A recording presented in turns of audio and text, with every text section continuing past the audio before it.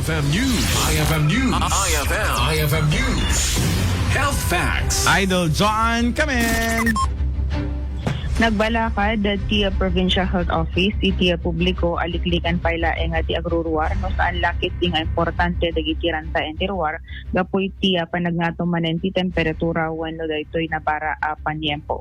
Sigun kini Dr. Rickson Balalio, ti Provincial Health Officer, daytoy manen itatatikit kita na ti opisina nang nangruna ta adu dagiti may record ang maka-experience ti heat stroke.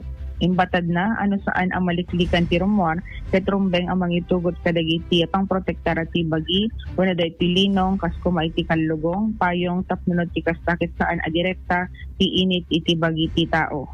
Innain na at ikang runaan ang pangsaripdan no kasto na bara ti tiyempo ket iti hydration isip gapo na ang masapol ti panaginom at ti danom.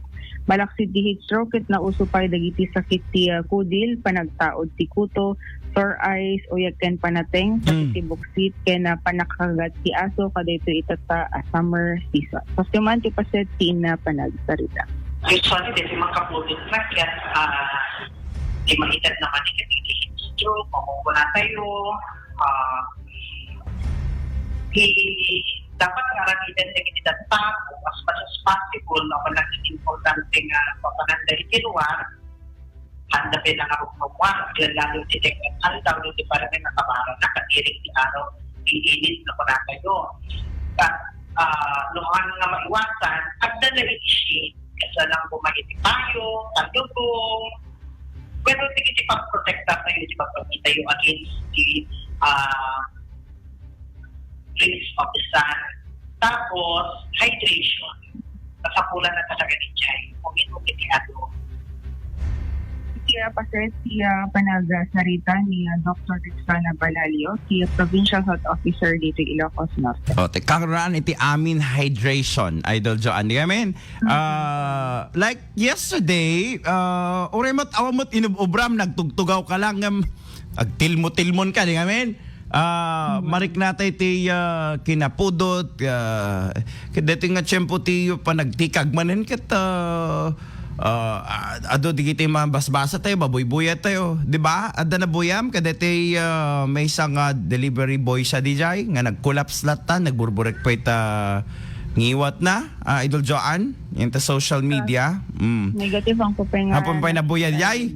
One, ag-deliver iso na ket kaka-open ko lang di ka dirabin sa DJ. Nga gapot heat stroke. Yon. Ore man pay adoti maka di mo maitaray nga dagos ti ospital, di ti rigat na no may stroke katadalan, Idol Joan.